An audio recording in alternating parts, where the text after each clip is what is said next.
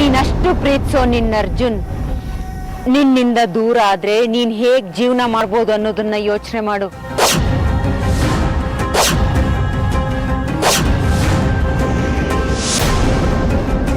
ಅದನ್ನ ನನ್ನ ಕಲ್ಪನೆ ಕೂಡ ಮಾಡ್ಕೊಳ್ಳೋದಕ್ಕೆ ಸಾಧ್ಯ ಇಲ್ಲ. ನೀನಷ್ಟು ಪ್ರೀತಿಸೋ ನಿನ್ನ ಅರ್ಜುನ್ನ ನೀನು ಉಳಿಸ್ಕೊಳಕ್ಕಿರೋದು ಒಂದೇ ಒಂದ್ ದಾರಿ. ಅದೇನೋದು ಅಂತ ಹೇಳಿ ಅದೆಷ್ಟೇ ಕಷ್ಟ ಆದ್ರೂ ಪರವಾಗಿಲ್ಲ, ನಾನು ಅದನ್ನ ಮಾಡ್ತೀನಿ. ನಾನು ಅರ್ಜುನ್ ಅವ್ರನ್ನ ಉಳಿಸ್ಕೋತೀನಿ. ಅರ್ಜುನ್ ಎಲ್ಲೇ ಇದ್ರು ಹೇಗೆ ಇದ್ರು ನಾನು ಅವನನ್ನ ಹುಡುಕಿ ನಿನ್ ಕೈಗೆ ಒಪ್ಪಿಸ್ತೀನಿ. ಒಂದ್ ವೇಳೆ ನೀನ್ ಅವನನ್ನ ಹುಡುಕೋದಕ್ಕೆ ಪ್ರಯತ್ನ ಪಟ್ರು ನನ್ ಸಹಾಯ ಇಲ್ದೆ ನೀವು ಈ ವಿಷ್ಣುಪುರದ ಗಡಿನ ದಾಟಿ ಹೊರಗಡೆ ಹೋಗೋದಕ್ಕಾಗಲ್ಲ. ನಾನ್ ಅರ್ಜುನ್ನ ಹುಡುಕೋವರೆಗೂ ನೀನ್ ಸ್ವಲ್ಪ ತಾಳ್ಮೆಯಿಂದ ಇರು. ಆಯ್ತು, ಆದ್ರೆ ಅರ್ಜುನ್ ಅವರು ಸುರಕ್ಷಿತವಾಗಿದ್ದಾರೆ ಅನ್ನೋದು ನನಗೆ ಖಚಿತ ಆಗ್ಬೇಕು. ಅವನು ಸುರಕ್ಷಿತವಾಗಿದ್ದಾನೆ ಅನ್ನೋ ನಂಬಿಕೆ ಇರ್ಲಿ. ನಿನ್ನ ಅರ್ಜುನ್ ನಮ್ಮ ಅಣ್ಣನ ಕಪಿ ಮುಷ್ಟಿಯಲ್ಲಿ ಇರೋದಂತೂ ನಿಜ. ಅವನ ಜೀವಕ್ಕೇನಾದ್ರೂ ಅಪಾಯ ಅಂತ ಬಂದ್ರೆ ಅದು ಪೂಜೆ ದಿನ ಮಾತ್ರ. ಆ ಪೂಜೆ ದಿನನೇ ಅರ್ಜುನ್ನ ಬಲಿ ಕೊಡ್ಬೇಕು ಅಂತ ಅಣ್ಣ ಮತ್ತು ಅರ್ಚಕ ಯೋಚನೆ ಮಾಡಿದ್ದಾರೆ. ಆ ಪೂಜೆಗಿನ್ನೂ 1 ವಾರ ಇದೆ. 1 ವಾರ ನೀನು ನಮ್ಮ ಅಣ್ಣನ ಕಣ್ಣಿಗೆ ಕಾಣಬಾರ್ದು. ಅಂದ್ರೆ ನಾವಿನ್ನೂ 1 ವಾರ ಇಲ್ಲೇ ಇರ್ಬೇಕಾ? ಅದನ್ನ ಬಿಟ್ಟರೆ ನಿನ್ಗೆ ಬೇರೆ ದಾರಿನೇ ಇಲ್ಲ. ಅಲ್ಲ, ನಾವು 1 ವಾರ ಮನೆಗೆ ಹೋಗಿಲ್ಲ ಅಂದ್ರೆ ನಮ್ಮ ಮನೆಯವರು ಗಾಬರಿಯಾಗಿ ಇಲ್ಲಿಗೆ ಹುಡ್ಕೊಂಡು ಬಂದ್ರು ಬರ್ತಾರೆ. ನೋಡು ಅಮೃತ, ನೀನಿನ್ನೂ 1 ವಾರ ವಿಷ್ಣುಪುರದಲ್ಲಿ ಇರಲೇಬೇಕು. ನೀನೇನು ಯೋಚನೆ ಮಾಡಬೇಡ. ನಮ್ಮ ಅಣ್ಣನ ಕಣ್ಣಿಗೆ ಬೀಳದೆ ಇರೋ ಹಾಗೆ ನಿನ್ನನ್ನು ಎಲ್ಲಿ ಬಚ್ಚಿಡ್ಬೇಕೋ ನಾನು ಅಲ್ಲಿ ಬಚ್ಚಿಡ್ತೀನಿ. ನಾಳೆ ಬೆಳಿಗ್ಗಿನವರೆಗೂ ನಾನು ಏನು ಹೇಳ್ತೀನಿ ಅದನ್ನು ಕೇಳು. ಆಮೇಲೆ ನಮ್ಮ ಅಣ್ಣ ಏನು ಯೋಚನೆ ಮಾಡ್ತಾರೋ ನೋಡೋಣ. ಸರಿ.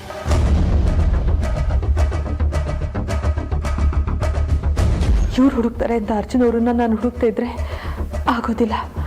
ನಾನು ಹುಡುಕೋದಿಕ್ಕೆ ಪ್ರಯತ್ನ ಪಡ್ತೀನಿ.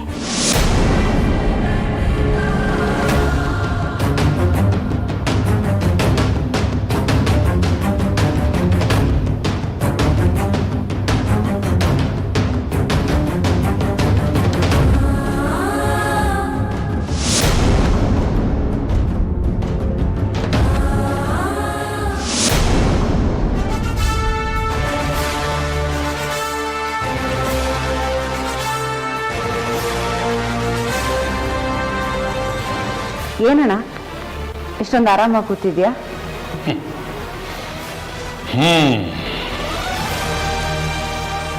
ಆರಾಮಾಗಿ ಕೂತಿದ್ದೀನಿ. ಯಾಕಂದರೆ ನಾನು ಅಂದ್ಕೊಂಡಿದ್ದೆಲ್ಲ ನಡೀತಾ ಇದೆ. ಇನ್ನೇನಕ್ಕೆ ಟೆನ್ಷನ್ ತಗೊಳ್ಳಿ ನಾನು. ಅಂದರೆ ಅಂದರೆ ಇನ್ನೊಂದು ವಾರದಲ್ಲಿ ನಾನು ಅಂದ್ಕೊಂಡ ಹಾಗೆ ಯಾವುದೇ ಅಡೆತಡೆ ಇಲ್ಲದೆ ಪೂಜೆ ನಡೆಯುತ್ತೆ. ಆಮೇಲೆ ಈ ವಿಷ್ಣುಪುರದಲ್ಲಿ ನನ್ನನ್ನು ತಡೆಯೋರು ಯಾರು, ಕೇಳೋರು ಯಾರು? ಅಣ್ಣ, ನೀನ್ ಮಾತಾಡ್ತಿರೋದು ನೋಡಿದ್ರೆ ಬೇಕಾಗಿರೋ ಎಲ್ಲ ಸಿದ್ಧತೆನೂ ಮಾಡ್ಕೊಂಡಿರೋ ಹಾಗಿದೆ. ಹೌದಮ್ಮ, ಎಲ್ಲ ಸಿದ್ಧತೆನೂ ಆಗಿದೆ. ಅಣ್ಣ, ಎಲ್ಲ ಸಿದ್ಧತೆನೂ ಆಗಿದೆ ಅಂದಮೇಲೆ ನೀನ್ 1 ವಾರದವರೆಗೂ ಯಾಕೆ ಕಾಯ್ಬೇಕು? ಇವತ್ತೋ ನಾಳೆನೋ ಮಾಡಿ ಮುಗಿಸ್ಬಿಡ್ಬೋದು ತಾನೆ? ನೋಡಮ್ಮ, ಬೇಗ ಪೂಜೆ ಮಾಡಿ ಮುಗಿಸ್ಬೇಕನ್ನೋ ಆತುರ ಕಾತುರ ನಿನ್ಗಿಂತ ಜಾಸ್ತಿ ನನಗಿದೆ.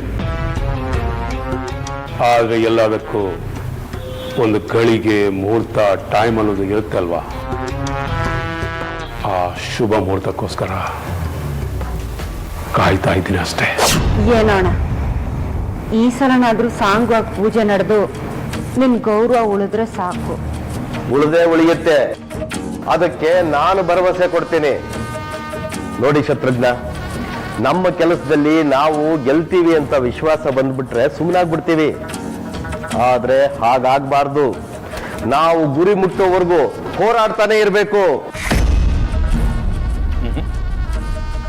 ನಾನು ನೀವು ಅಂದ್ಕೊಂಡಾಗೆ ಅಲ್ಪತೃಪ್ತನಲ್ಲ, ಮಹತ್ವಾಕಾಂಕ್ಷಿ. ಅದನ್ನ ನೀವ್ ಹೇಳಿ ನಾನು ತಿಳ್ಕೊಬೇಕೆ? ಅದನ್ನು ಬಿಡಿ, ಮುಂದೇನು ಮಾಡ್ಬೇಕು ಅದನ್ನು ಹೇಳಿ. ನೋಡಿ, ನಮಗೆ ಸಹಾಯ ಮಾಡಕ್ ಬಂದಿರೋ ಆ ವ್ಯಕ್ತಿನ ಈಗಲೇ ಭೇಟಿ ಮಾಡಿ ಮುಂದಿನ ಕಾರ್ಯಕ್ರಮ ಏನು ಅನ್ನೋದು ತಿಳ್ಕೋಬೇಕು. ಬನ್ನಿ ನೀವು. ಬರ್ತೀವಿ ನಾವು. ಸರಿ ಅಣ್ಣ.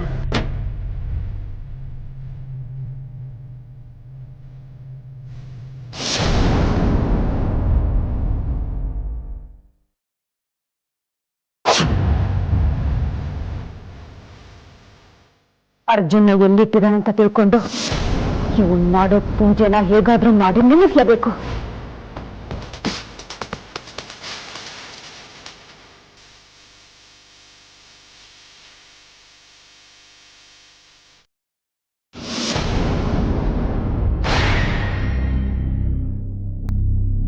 ಈಗ ಗುರುಗಳ ಸಹಾಯ ಇಲ್ಲೇ ನಾನೇನು ಮಾಡೋದಕ್ಕಾಗಲ್ಲ.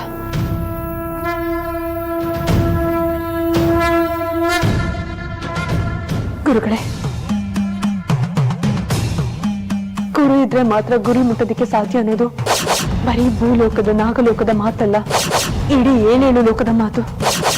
ಅದನ್ನ ನಂಬಿ ನಾನು ಇಲ್ಲಿವರೆಗೂ ನಡೆದಿದ್ದೀನಿ, ಮುಂದೆನೂ ನಡೀತೀನಿ.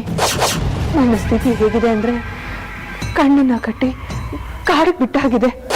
ನಿಮ್ಮ ಸಹಾಯ ಇಲ್ಲೇ ನಾನು ಒಂದ್ ಹೆಜ್ಜೆನೂ ಮುಂದೆ ಇಡೋದಕ್ಕಾಗಲ್ಲ. ನನಗೆ ದಾರಿ ತೋರಿಸಿ ಗುರುಗಳೇ.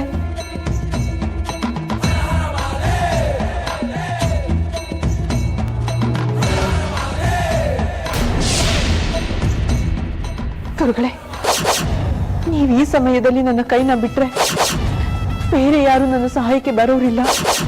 ದಯವಿಟ್ಟು ನನ್ನ ಅರ್ಥನಾದಕ್ಕೆ ಕಿವಿ ಕೊಟ್ಟು ನನ್ನ ಸಹಾಯಕ್ಕೆ ಬನ್ನಿ.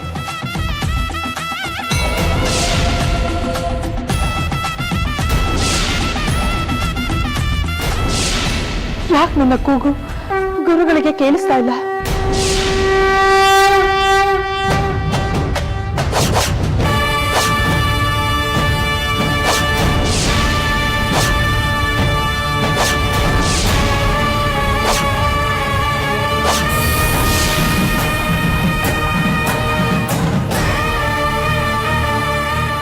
ಗೋವಿಂದ ಇರೋದ್ರಿಂದ ಗುರುಗಳು ಇಲ್ಲಿಗೆ ಬರ್ತಾ ಇಲ್ಲ ಅನ್ಸುತ್ತೆ.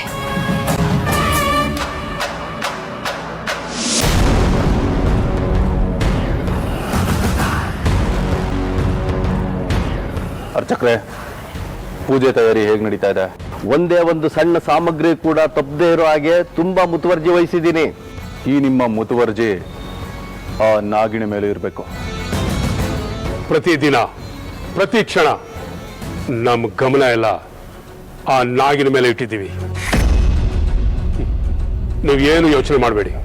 ಯೋಚನೆ ಮಾಡಬೇಕಾಗಿರೋದು ನಾನಲ್ಲ, ನೀವು. ನೀವೇನು ಹೇಳ್ತಾ ಇದ್ದೀರಾ? ಅಷ್ಟಕ್ಕೂ ನಾವ್ಯಾಕೆ ಯೋಚನೆ ಮಾಡಬೇಕು? ನಿಮ್ಮ ವಶದಲ್ಲಿರೋ ಆ ನಾಗಿಣಿನ ಪೂರ್ಣಾಹುತಿ ನೀಡಲೇಬೇಕು. ಆ ಸಂಕಲ್ಪ ಮಾಡಿನೇ ಆ ನಾಗಿಣಿನ ಹಿಡಿದು ನಿಮ್ಮ ವಶದಲ್ಲಿ ಇಟ್ಕೊಂಡಿರೋದು. ನಿಮ್ಮ ಗರುಡ ದೇವ ಕೂಡ ಅದನ್ನೇ ನಿರೀಕ್ಷೆ ಮಾಡ್ತಾ ಇರ್ತಾನೆ. ಅಪ್ಪಿ ತಪ್ಪಿ ಆ ನಾಗಿಣಿ ನಿಮ್ಮ ವಶದಿಂದ ತಪ್ಪಿಸ್ಕೊಂಡು ಹೋದ್ರೆ ಆ ಶಾಪ ನಿಮ್ಮನ್ನ ತಟ್ಟೆ ಬಿಡೋದಿಲ್ಲ.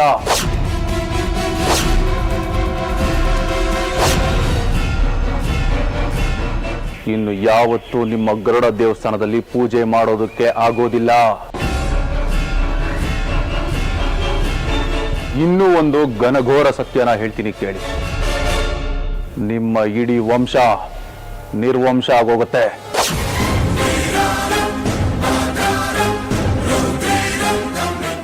ಏನ್ ಹೇಳ್ತಾ ಇದ್ದೀರಾ?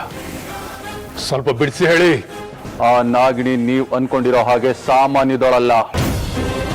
ನೀವು ಅವಳನ್ನ ಬಂಧಿಸೋದಕ್ಕೆ 10 ಮಾರ್ಗ ಹುಡುಕಿದ್ರೆ ನಿಮ್ಮಿಂದ ತಪ್ಪಿಸ್ಕೊಳ್ಳೋದಕ್ಕೆ ಅವಳು 100 ಮಾರ್ಗ ಹುಡುಕ್ತಾಳೆ. ಅವಳ ಸಹಾಯಕ್ಕೆ ಇಡೀ ಕಾಲ ಅವಳ ಪರಿವಾರನೇ ನಿಂತ್ಕೊಂಡಿರುತ್ತೆ. ಯಾವಾಗ ಬೇಕಾದ್ರೂ ಸಹ ಅವಳ ಸಹಾಯಕ್ಕೆ ನಾಗಕುಲದವರು ಬರಬಹುದು. ನಿಮ್ಮ ಬಂಧನದಿಂದ ನೋವು ಅನುಭವಿಸಿರೋ ಆ ನಾಗ ತಪ್ಪಿಸ್ಕೊಂಡ್ರೆ ನಿಮ್ಮ ಜೀವ ಉಳಿಸೋದಕ್ಕೆ ಆ ಪರಶಿವನಿದನು ಸಾಧ್ಯ ಇಲ್ಲ. ನೆನ್ಪಿರ್ಲಿ.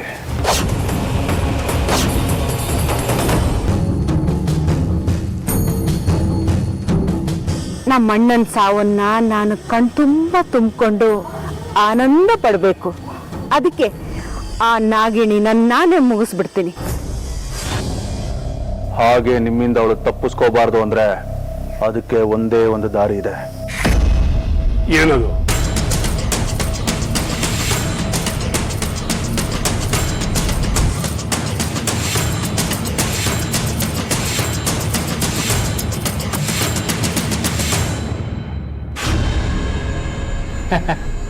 ಅತ್ತೆಗೊಂದು ಕಾಲ ಸೊಸೆಗೊಂದು ಕಾಲ ಅಂತ ಹೇಳ್ತಾರಲ್ಲ, ಹಾಗೆ ಅವತ್ತು ನೀನು ನನ್ನ ಕೈಯಿಂದ ತಪ್ಪಿಸ್ಕೊಂಡು ನಮ್ಮ ಭಾವನ ಹತ್ರ ಬಯಸ್ದೆ ಅಲ್ವಾ? ಇವತ್ತು ನಿನ್ನನ್ನು ಹಿಡ್ಕೊಟ್ಟು ಅದೇ ಭಾವನ ಹತ್ರ ಶಬಾಷ್ಗಿರಿ ತಗೋತೀನಿ.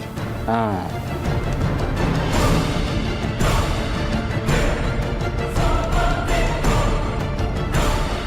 ಅವತ್ತೇನೋ ನಿನ್ನ ಟೈಮ್ ಚೆನ್ನಾಗಿತ್ತು, ನನ್ನ ಕೈಯಿಂದ ತಪ್ಪಿಸ್ಕೊಂಡೆ. ಆದರೆ ಇವತ್ತು ಅದು ಹೇಗೆ ನನ್ನ ಕೈಯಿಂದ ತಪ್ಪಿಸ್ಕೊಳ್ತೀಯೋ ನಾನು ನೋಡ್ತೀನಿ. ಇನ್ನೇನು ಒಬ್ಬೊಬ್ಬನೇ ಮಾತಾಡ್ತಾ ಇದ್ದಾನೆ.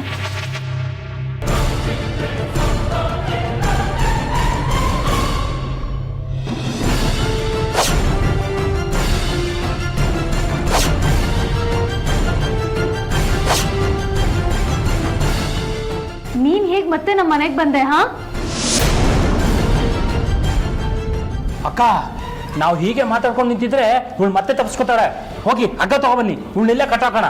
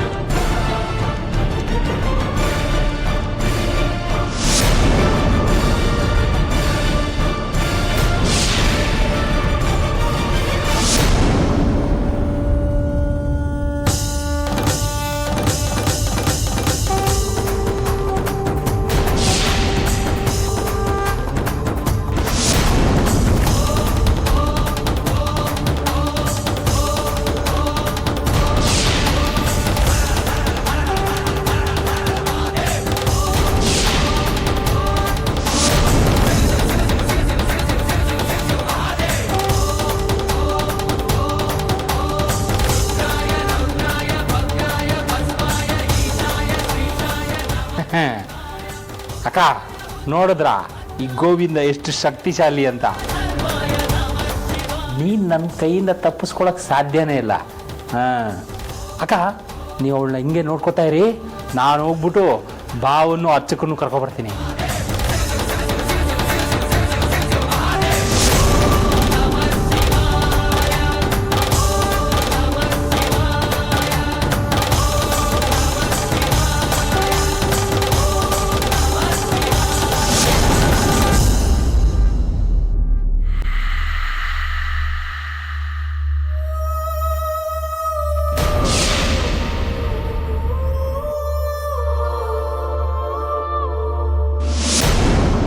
ನೋಡಿ, ಪೂರ್ಣಾಹುತಿಗೂ ಮುಂಚೆ ಕೆಲವು ಸಿದ್ಧತೆಗಳನ್ನ ನೀವು ಮಾಡ್ಕೋಬೇಕು.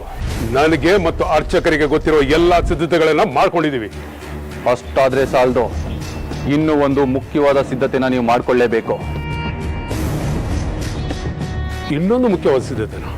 ಹೌದು. ಏನದು? ಆ ನಾಗಿಣಿ ಶಕ್ತಿನ ಕ್ಷೀಣ ಮಾಡಿ ಆ ಶಕ್ತಿನ ನೀವು ಪಡ್ಕೋಬೇಕು. ಆಗ ಮಾತ್ರ ನೀವು ಅಂದ್ಕೊಂಡಿರೋ ಪೂಜೆನ ಸಾಂಗವಾಗಿ ನಡೆಸೋದಕ್ಕೆ ಸಾಧ್ಯ. ಆ ನಾಗಿಣಿ ಶಕ್ತಿನ ನಾನು ಹೇಗೆ ಪಡ್ಕೊಳಕ್ ಸಾಧ್ಯ?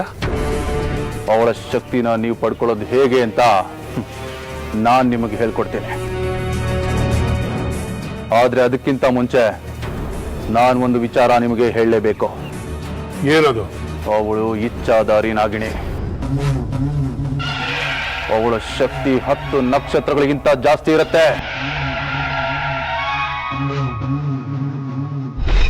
ಈ ವಿಚಾರ ನಿಮ್ಗೆ ಗೊತ್ತಿದ್ಯಾ?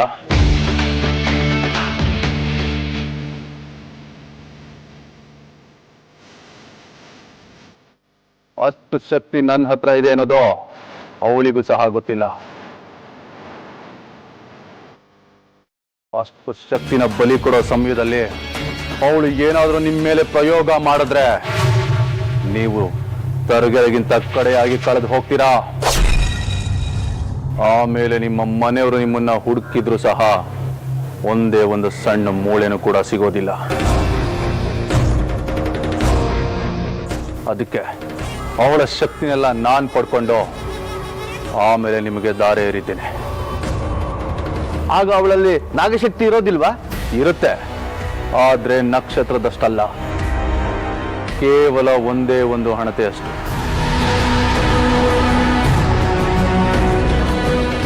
ಓ ಹೀಗ ಅವನನ್ನ ನೀವು ಎಲ್ಲೇ ಇಟ್ಟಿದ್ರು ಕೂಡ ನಾನ್ ಕಂಡುಹಿಡಿತೀನಿ. ನಿಮ್ಮಿಂದ ಅವನನ್ನ ಮುಕ್ತಗೊಳಿಸ್ತೀನಿ. ಆಗ ನಿಮ್ ಪೂಜೆನೂ ನಡೆಯಲ್ಲ, ನಿಮ್ ಹೋಮನೂ ನಡೆಯಲ್ಲ. ಏಯ್ ನೀನ್ಯಾಕೋ ಓಡ್ ಬಂದೆ? ಬಾ, ನಾನು ಮಾಡಿರೋ ಕೆಲಸನ ಕೇಳಿದ್ರೆ ನೀವು ಸಂತೋಷದಲ್ಲಿ ಕುಡ್ದಾಡ್ಬಿಡ್ತೀರಾ.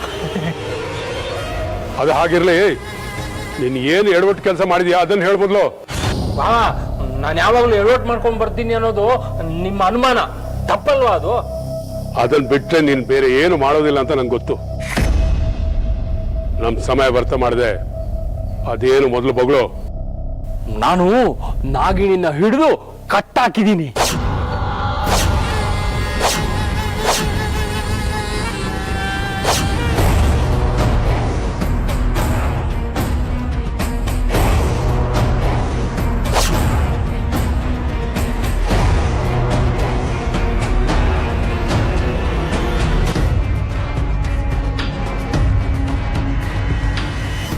ಏನ್ ಹೇಳ್ತಾ ಇದ್ದಾನೆ ಇವನು?